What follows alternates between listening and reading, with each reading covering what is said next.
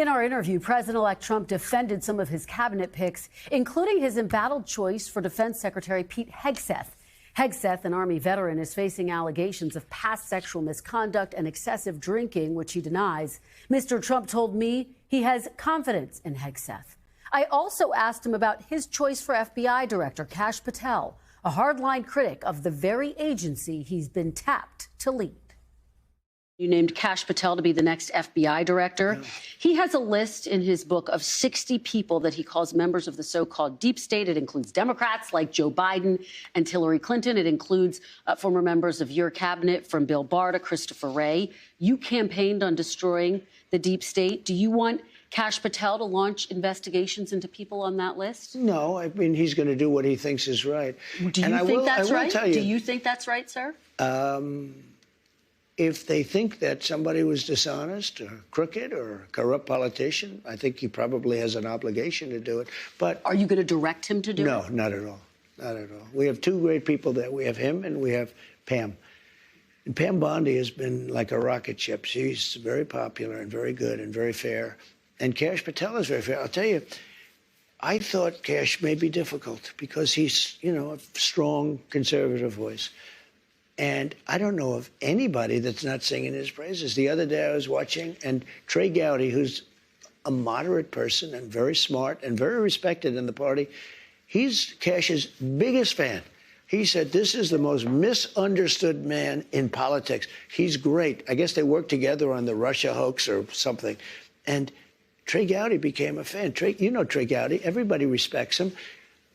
And, you know, just like him, others also. I don't know of one negative vote. I don't think he's going to have any negative votes. Is it your expectation, though, that Kash Patel will pursue investigations against your political enemies? No, I don't think so. Do you want to see that happen?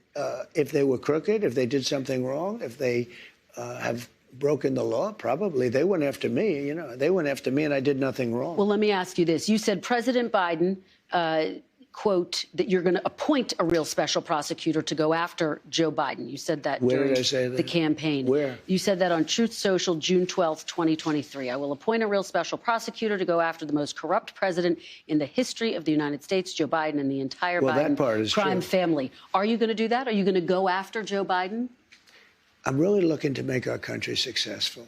I'm not looking to go back into the past. I'm looking to make our country successful.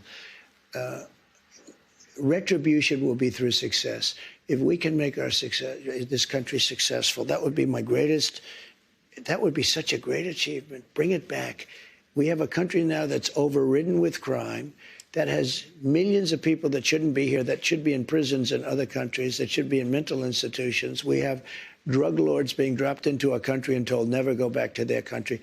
I'm looking to make our country great. I'm looking to bring prices down because, you know, I won on two things, the border and more than immigration. You know, they like to say immigration. I break it down more to the border, but I won on the border and I won on groceries. It's a very simple word, groceries. Like almost, you know, who uses the word? I started using the word, the groceries.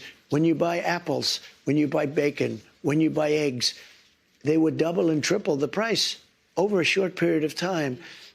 And I won an election based on that. We're going to bring those prices way down. I want to pause here because what you're saying is significant. Because you wrote on Truth Social in 2023 that you're going to appoint a real special prosecutor to go after Joe Biden. Now you're saying you're not going to do that. I will say this. No, I'm not doing that unless I find something that I think is reasonable. But that's not going to be my decision. That's going to be Pam Bondi's decision and, to a different extent, Kash Patel. Assuming they're both there, and I think they're both going to get approved.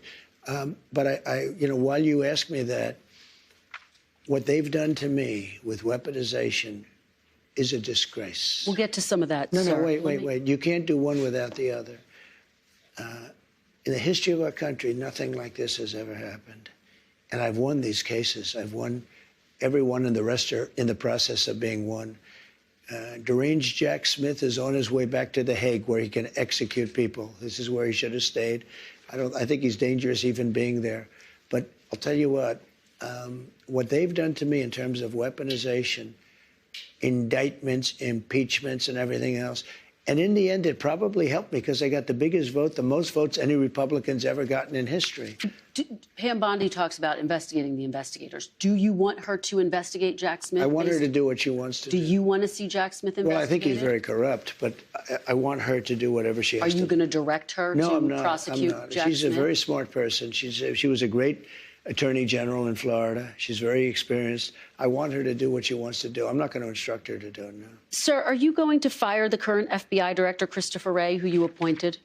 Well, I can't say I'm thrilled with him. He invaded my home. I'm suing the country over it. He invaded Mar-a-Lago. I'm very unhappy with the things he's done. And crime is at an all-time high. Migrants are pouring into the country that are from prisons and from mental institutions, as we've discussed. I can't say I'm thrilled. I don't want to be Joe Biden and give you an answer and then do the exact opposite. We're going to talk about that. So I'm not going to do that. What I'm going to say is I certainly cannot be happy with him. You take a look at what's happened. And then when I was shot in the ear, he said, oh, maybe it was shrapnel. Where's the shrapnel coming from? Is it coming from heaven? I don't think so. So we need somebody to straighten. You know, I have a lot of respect for the FBI, but the FBI's respect has gone way down over the last number of years. Don't you have to fire him in order to make room for Kash Patel if he is, in fact, confirmed? Well, I mean, it would sort of seem pretty obvious that if Kash gets in, he's going to be taking somebody's place, right? And somebody is the man that you're talking about. I asked you last time we sat down for an interview if you were going to pardon yourself. You said no. But now that President Biden has pardoned his son, Hunter, are you reconsidering? Might you pardon yourself? I didn't do anything wrong. I was given the option. And the lawyers told me, a very specific lawyer, I don't have to go into who, but very high up in the administration said, sir, if you pardon yourself, you're going to look guilty. And you did nothing wrong. Oh, I had that option. I could have saved myself a lot of legal fees, but it turned out that I was right. Look at what's gone on. Everything's being dropped. I still have a Fani Willis, a total hoax. That's a total hoax. It's all being dropped. Thanks for watching. Stay updated about breaking news and top stories on the NBC News app or follow us on social media.